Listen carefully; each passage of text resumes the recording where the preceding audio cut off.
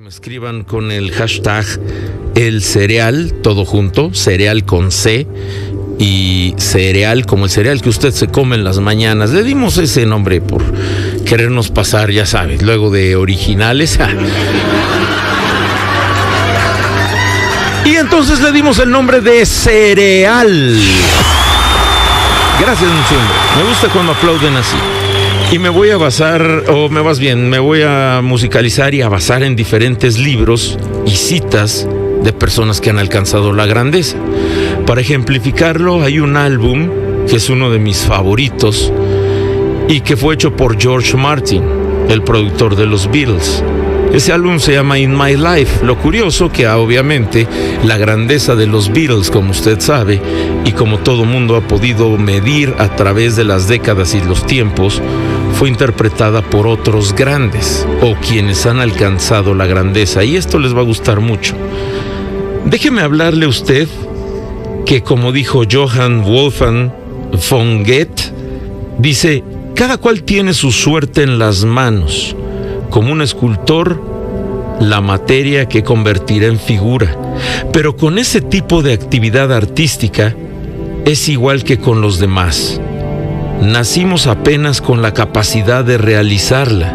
La habilidad para hacer de ese material lo que queramos debe aprenderse y cultivarse atentamente.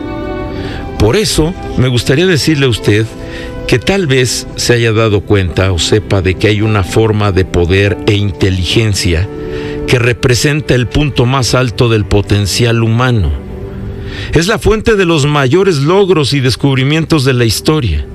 Es una inteligencia que no se enseña en las escuelas ni los profesores analizan constantemente. Sin embargo, sí es una inteligencia de la que en algún momento casi todos hemos tenido destellos en nuestra experiencia humana.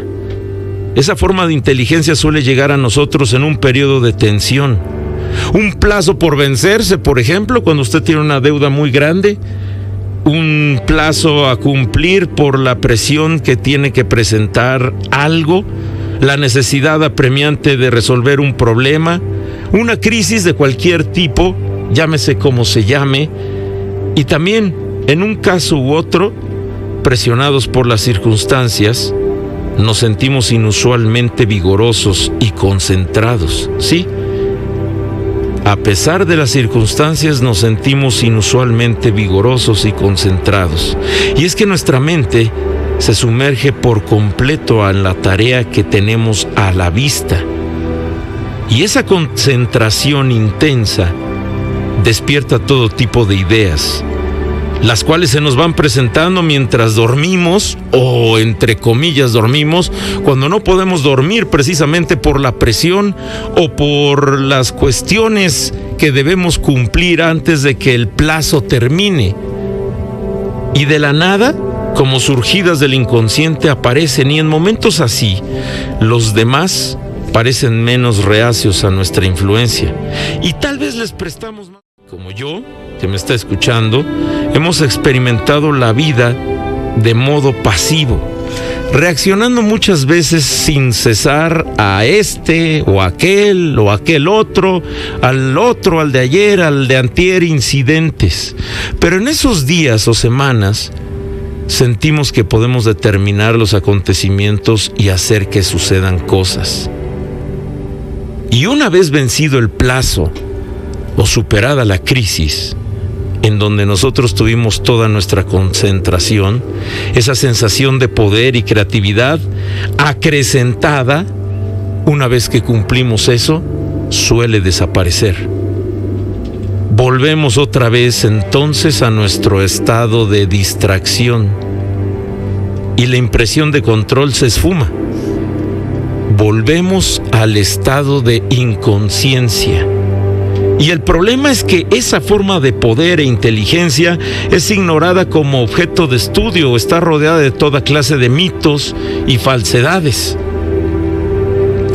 A veces pensamos que la creatividad, términos como creatividad y destreza solo se aplican a ciertas profesiones, a ciertos oficios o en ciertas etapas en las que nosotros vamos cursando nuestra preparación. llámese primaria, secundaria, preparatoria, universidad.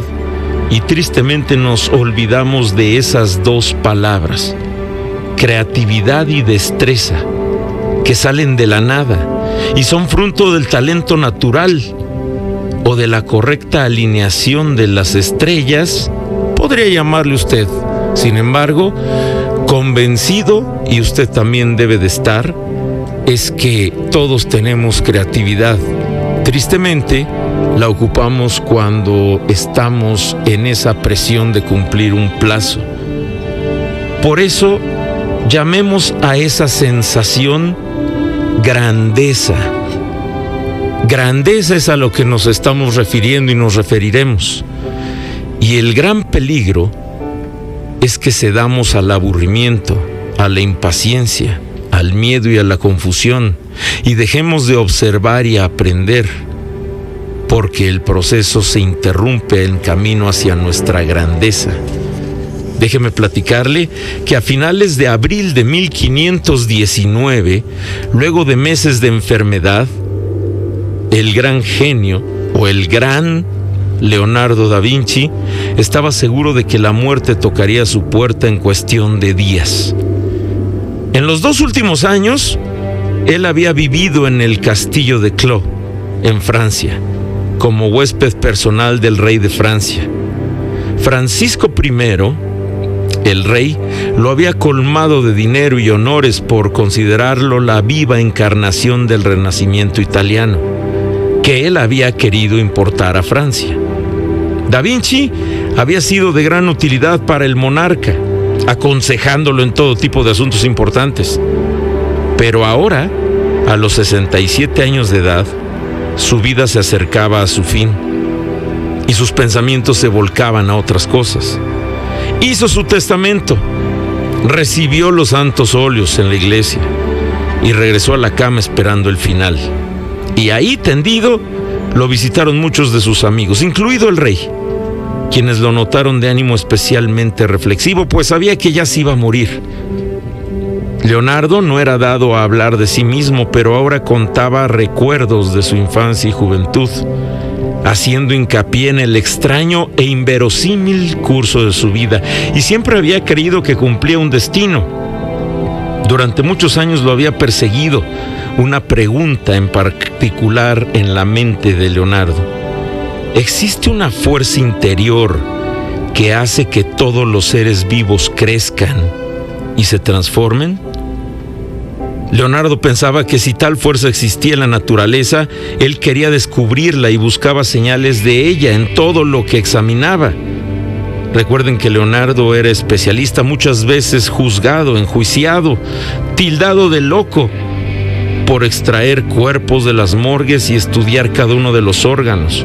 Quería saber cómo estaba compuesto en realidad el cuerpo humano, cómo trabajaba.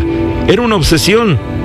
Y ahora, en sus últimas horas, una vez que sus amigos lo habían dejado solo, es casi indudable que Leonardo aplicó esa pregunta de una forma u otra al misterio de su vida, buscando señales de una fuerza o destino que hubiera impulsado tan solo su desarrollo, guiándolo hasta ese momento. Y Da Vinci habría comenzado su búsqueda recordando su infancia. Un día que entró a hurtadillas a la oficina de su padre, tomó unas hojas de papel, mercancía más bien rara en esos días, de la que, pues sin embargo, siendo notario su padre estaba bien abastecido. Las llevó consigo en su paso al bosque y, sentándose en una roca, se puso a hacer bocetos de los diversos paisajes a su alrededor. Regresó un día tras otro a hacer lo mismo. Aun si había mal tiempo, se sentaba bajo algún refugio y dibujaba. Nunca tuvo maestros ni cuadros que admirar. Todo lo hacía a partir de lo que veía, con la naturaleza como modelo. Y descubrió de este modo que al dibujar cosas tenía que observarlas con más detenimiento y captar los detalles que les daban vida. De ahí vino todo. De su propio descubrimiento y desde su propia conciencia de que si quería dibujar tenía que observar todo con atención. Una vez dibujó un lirio que comenzaba como una semilla y pasa luego por varias etapas, todas las cuales Leonardo había dibujado en los últimos años. ¿Qué hace que esta planta se desarrolle a través de esas etapas y culmine en una flor magnífica, diferente de cualquier otra, que posee una fuerza que le impulsa a lo largo de esas variadas transformaciones? Y a Leonardo le maravillaría la metamorfosis de las flores en los años por venir. Pero como Leonardo descubrió precisamente su propia conciencia, Leonardo supo entablar precisamente una relación estrecha con la maestría. Y como decía también Nietzsche, los temas como la maestría pasan sin interés en una sociedad aplacada, mortajada y sobre todo conformista. Y quizás sea verdad que estos temas no nos llaman la atención, pues podemos pensar muchos de nosotros que estamos destinados tristemente a no ser grandes, cuando el destino real es la grandeza, y es el alcanzar la grandeza como seres. Que conste, la grandeza no tiene que ver para nada con una cuestión económica o con un poder económico. Goethe decía: la desdicha que te oprime no está en tu profesión, sino en ti. ¿Qué hombre en el mundo no juzgaría intolerable su situación si eligiera un oficio, arte o cualquier forma de vida sin experimentar, pues sí, un llamado interior? ¿Quién nace con un talento o para un talento?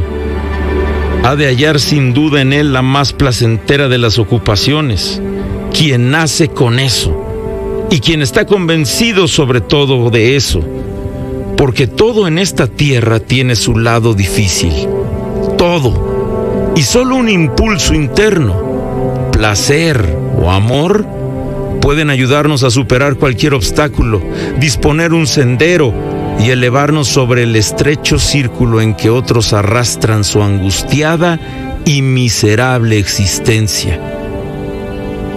Así como les hablaba de Leonardo da Vinci, que dio el primer paso que se requiere para alcanzar la maestría, es decir, tener conciencia y darse cuenta de qué era donde estaba llevando su atención o en qué estaba captando su atención, porque aunque usted no lo crea, y en un ejemplo tan fácil, lo que llevó a Da Vinci en el lecho de su muerte, reflexionando qué lo había hecho ser tan grande, fue precisamente que de niño se dio cuenta él mismo que tenía que, si ponía más atención en lo que dibujaba, iba a comprender más las cosas. Aunque no lo crea, ese pequeñísimo detalle lo hizo grande. Y la inclinación de los maestros suele presentarse con extraordinaria claridad en la infancia. Si usted pudiera recordar qué le llamaba la atención en la infancia, qué le sorprendía más, a qué le ponía más atención cuando era niño, va a encontrar una clave infinita para alcanzar la grandeza. Y a veces adopta la forma de un objeto simple que causa una reacción profunda. Cuando Albert Einstein tenía 5 años, su padre le regaló una brújula. A ese niño le maravilló de inmediato la aguja, cómo se movía y que cambiaba de dirección cuando él movía el objeto. La idea de que en esa aguja operaba algún tipo de fuerza magnética invisible para los ojos lo tocó en lo profundo. Y si en el mundo había otras cosas igualmente invisibles e igualmente poderosas, aún por descubrir o comprender, y por el resto de su vida, todos los intereses e ideas de Einstein girarían en torno a esa simple pregunta sobre fuerzas y campos ocultos. Y él recordaría con frecuencia la brújula que motivó su fascinación inicial. Cuando Marie Curie, futura descubridora del radio, del elemento radio, no de la radio como medio, sino del elemento, el radio, tenía 4 años, Un día entró en el estudio de su padre y se quedó paralizada ante una vitrina que contenía toda clase de instrumentos de laboratorio para experimentos químicos y físicos. Y regresaría una y otra vez a ese laboratorio para contemplar aquel instrumental, imaginando todos los experimentos que podría llevar a cabo con esos tubos de ensayo y aparatos de medición. Años más tarde, cuando entró por primera vez a un laboratorio de verdad y realizó algunos experimentos, recuperó al instante su obsesión de la infancia. Supo que había encontrado su vocación. Cuando el posterior director de cine, Ingmar Bergman, tenía 9 años, sus padres le regalaron a su hermano en Navidad un cinematógrafo, una máquina de imágenes en movimiento con tiras de película que proyectaban escenas sencillas. Esa máquina tenía que ser suya. La canjeó por sus juguetes y una vez en su poder, él se metió en un armario de gran tamaño para ver las imágenes parpadeantes que proyectaba en la pared. Y cada vez que la encendía, algo parecía cobrar vida mágicamente. Producir esa magia sería su obsesión y sería su existencia. Y en otras ocasiones no se trata de un objeto o actividad, sino de algo en la cultura que despierta una afinidad profunda. Antropólogos, lingüistas, arquitectos, científicos, investigadores, hasta el mismo Charles Darwin tuvieron una fascinación de niños. Pero lo más importante y ante todo, lo más imposible de creer es que en un paso tan sencillo ellos se hayan dado cuenta de cuál era su fascinación, se hayan dado cuenta de lo que en verdad los apasionaba. Y tal vez un camino falso en la vida es por lo general algo que nos atrae por malas razones: dinero, fama, atención, etcétera.